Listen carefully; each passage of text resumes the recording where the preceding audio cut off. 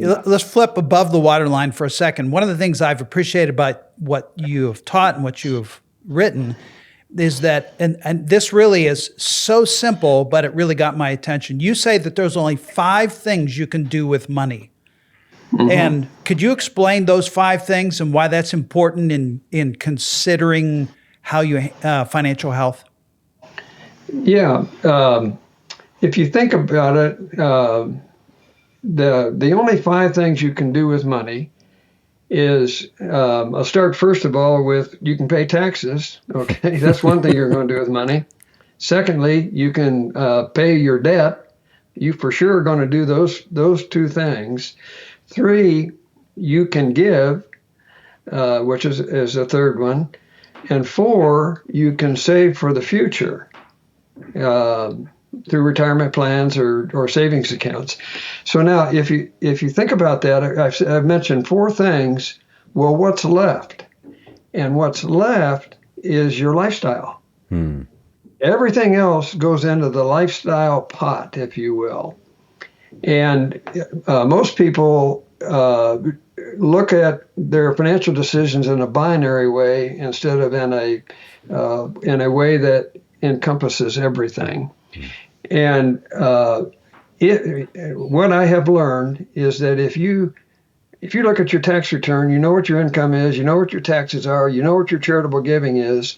Most people know what they're saving and they know what they're paying in debt. So if I have my income, subtract those 4, what's left is my lifestyle. And when you put that in a pie chart, what happens is you see your priorities. Mm-hmm. And you see the expenses. I'm an accountant, and I think God invented Excel for us accountants. I went through this process with my wife a number of years ago, and I put our finances in a pie chart. And all I did was show her that pie chart with those 5 elements to it. And she looked at it for just a few minutes, and she says, "We're doing okay, aren't we?"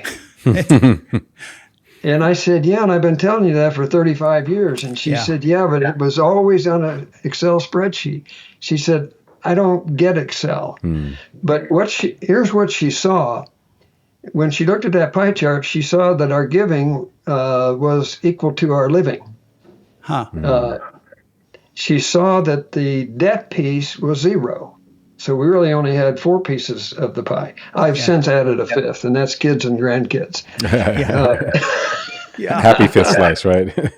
Yeah, that's right. Mm-hmm. She could have cared less about the taxes, but the taxes were at 15, 20%, something like that. But she saw that pie chart, and it showed our priorities, if you will. Yeah. And I love that. Again, it's such a simple way to gauge how you're doing in your financial health. And I also love the simple thing that you say, that is, this caught my attention. If you change any of the slices of the pie for any reason, all the other slices have to adjust, right? That is correct. And that is such a fundamental principle that nobody understands. Yeah. So help us explain that. The pie, the outer edge of the pie is your limits. Yeah. And that could be $1 billion, or it could be $1 million, or it could be $10,000. That's the limit. And so every financial decision affects every other aspect of your financial life, unless you have unlimited resources, and I have yet to meet that person. Right. So that is a really good point, Dave. Yeah. And I love that. It just brought clarity, so then I was able to look at, when I did our finances that way, it just made sense. If I adjust this, for example, if we decide we want to save a little bit more, well, that's going to have an impact on something. Right. Something's got to give. Something's got to give. Mm-hmm. Have you ever wondered what you're truly meant to do? At Destiny Works, we help you discover your calling and bring it to life. Through personal coaching, group experiences, and our vitality journey, you'll gain clarity, energy, and impact in your life and your work. No matter where you are in your journey, Destiny Works walks alongside you.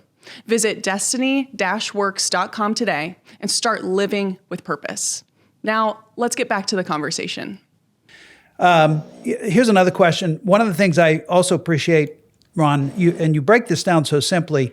There are, to manage those 5 uses of money, you suggest that there are 5 core financial habits that a person who wants to be financially healthy need to commit to. So I'm gonna tick them off, and then you can explain however you want. Here's what you say: the 5 core financial habits.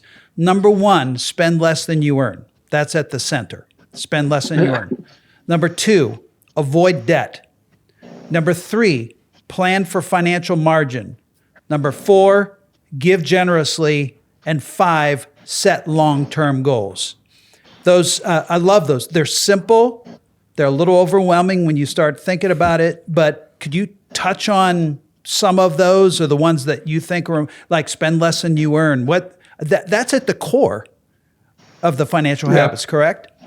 Yeah, you can't take step number 2 until you've taken that step. Yeah. What has happened, however, and why people are feeling the 73% that you mentioned that are unsettled with their finances, is that credit and credit card debt has become so easy that I can overspend and not even realize it, that I'm overspending. And yet that credit card statement comes every month. So it's a reminder of where I am, and it's one of those things that causes anxiety in people. Yeah. You just kind of think about it. If I never ever got a credit card bill, how would I feel? Yeah. Mm-hmm. That would feel like freedom. Yeah. And can I ask a question just kind of adjacent to that? As we think about spend less than you earn. Yeah, spend less than you earn. Man, how to do that when I don't even make enough because everything's so expensive, right? It's almost like everything already exceeds, the cost of living exceeds my income already, mathematically speaking. There's no space, there's no delta for even me to trim that down. What to do? Or is there another ways to phrase or look at that statement if I'm in that particular situation, which may mirror part of that 73%? Well, there's only one thing that can happen, and that is that you have to adjust the spend element. Because what has happened over time, what I've seen happen is, when I was growing up, women didn't work in the sense of work in the workplace. In fact, when I was hiring accountants for one of the large accounting firms out of New York, we had a limit on the number of women we could hire. And the reason was because they were going to get married and have babies and not be available very long. Well, now 2-income households is just normal. Almost mandatory. It feels like it's mandatory these days. Right. Well, we hear it on the news. This whole issue of childcare is a big deal. It's massive. Right. You're working. It is. So what you're saying, Ron, is obviously to spend less than you earn, you either adjust your spending or you increase your income. Yeah. And to increase your income, either you got to get a better paying job or you got to get more sources of income. Side hustle, another business. Yeah. Right. Or right. 2 people. Yeah. And those are not little decisions. No, not at all. They're decisions that require discipline. And that, of course, is one of those things that's hard for all of us, is to remain disciplined. Well, at the bottom line, isn't that it? It's discipline. I mean, but it starts, you got to go below the waterline first and say, we want to be financially healthy. Right. Right? Right. And so that means this is ridiculously simplified, but if I want to increase my stamina, I'm going to go work out. Yeah. I got to go and lift weights or do whatever, or ride a bike or whatever it is. Same thing with financial health. There's things I have to do. But that lifestyle, and I think this is the rub you're highlighting, right? Is like, well, I want to be financially literate and healthy. Yeah. but that requires a lifestyle change. And man, I just don't want to really let go of that. Yeah, right. And by the way, I'm already financially stressed. Life is hard. Yep. I need the $1 lottery ticket. Yeah. Right. I want the $7 pint of ice cream once a week. Yeah. Do that times 52 weeks, man. That adds up, right? Yeah, exactly. Yeah. I mean, you can get stuck in that real quick. Yeah. Real quick. You know, it reminds me of an illustration. At the church that we used to go to, the pastor he interviewed me and had some things so people knew that I knew something about money. So I had somebody come, they said, we need some help. Well, it turns out he was making $400,000 a year. Oh. And he said, we just can't get by. Sir. He said, we're always behind. So I put their pie chart together.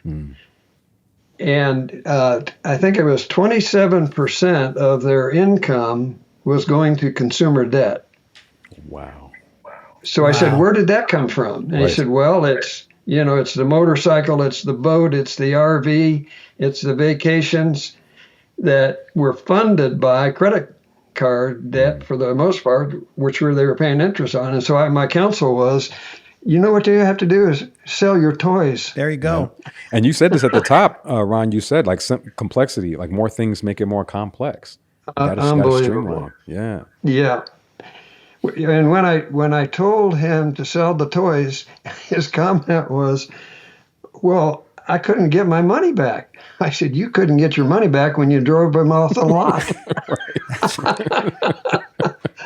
So their only worth was somebody will pay for them, get rid of them, and get rid of that debt. And his wife later told my wife that she broke down in tears.